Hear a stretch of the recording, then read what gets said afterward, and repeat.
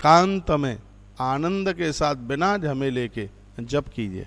हाथ में माला लेकर के गुरु मंत्र जपिए, भगवान को स्नान कराइए, भगवान को पंचामृत से स्नान कराइए। और क्या करना है, प्रातः काले समुत्थाय मुहूर्ते ब्रह्म संग के। हर ग्रंथ में लिखा है कि प्रातः ब्रह्म मुहूर्त में जागिए, सूर्य उदय होने से पहले जागिए, क्योंकि सूर्य उदित होने से पहले स्नान करने पर गंगा स्नान का फल प्राप्त होता है।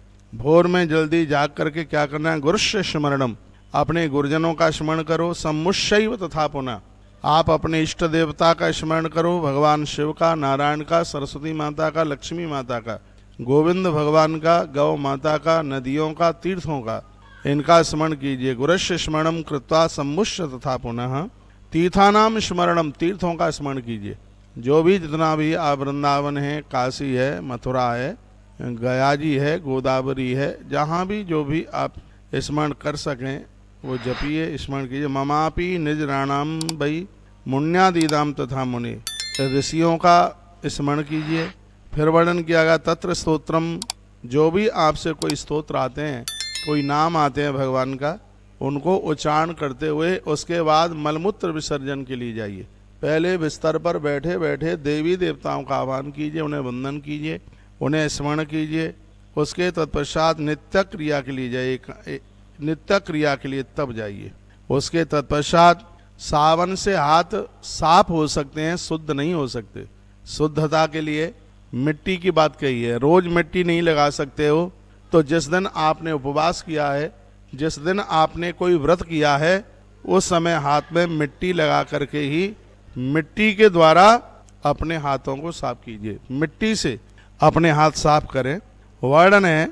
और यहाँ तो वर्णन किया गया कितनी बार मिट्टी लगाएं। ब्राह्मण को 5 बार मिट्टी लगानी चाहिए, क्षत्रिय को 4 बार लगाना चाहिए, वैश्य को 3 बार लगाना चाहिए, और कनिष्ठ वर्ण के व्यक्ति को 2 बार मिट्टी, हाथ में 2 बार मिट्टी लगानी चाहिए।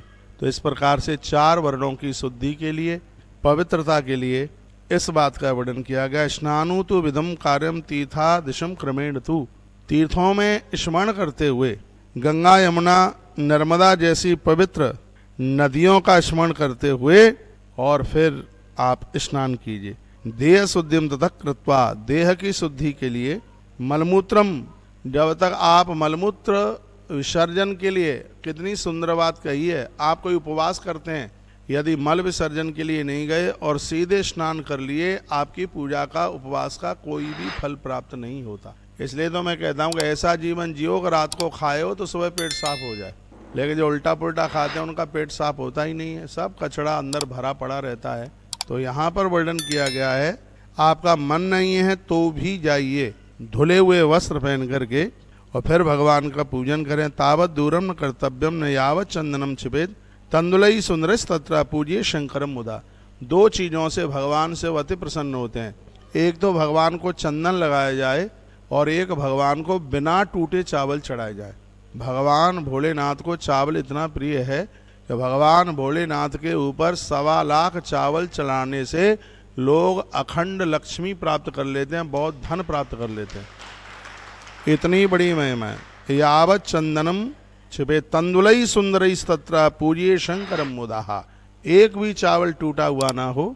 और ऐसी पूजा में दुरस्त चावलों को, बिना टूटे हुए चावल आप रखिए, उनसे पूजिए और भगवान को चंदन लगाएं। कुसा अपामार्ग कर्पूर जात चंपक ही पाटलई, भगवान को कुसा प्रिय है। अपामार्ग के अंदर कबुआ, कपूर, करवीर, कनेर के फूल, ये उन्हें बहुत प्रिय है। तत्पश्चात फिर कहा जलेन जलधारा च कल्पयेत परमेश्वर, आप जो भगवान को जलधारा चढ़ा करके जो अभिषेक करते हैं, कल्प कल्प तक पाप स्पर्श नहीं कर सकते। जलधारा भगवान शिव के ऊपर चढ़ाने की इतनी बड़ी महिमा है। वैसे भी कहा गया जलधारा शिव प्रिय, अलंकार प्रिय विष्णु, भगवान नारायण को अलंकार प्रिय है। भानु सूर्य भगवान को नमस्कार प्रिय है, लेकिन जलधारा शिव प्रिय, भगवान महादेव को जलधारा बहुत प्रिय है, बहुत ही ज़्यादा प्रिय है। जलधारा बहुत प्रिय है, इसलिए भगवान शंकर को अभिषेक करके उनके ऊपर जलधारा छोड़नी चाहिए, ऐसा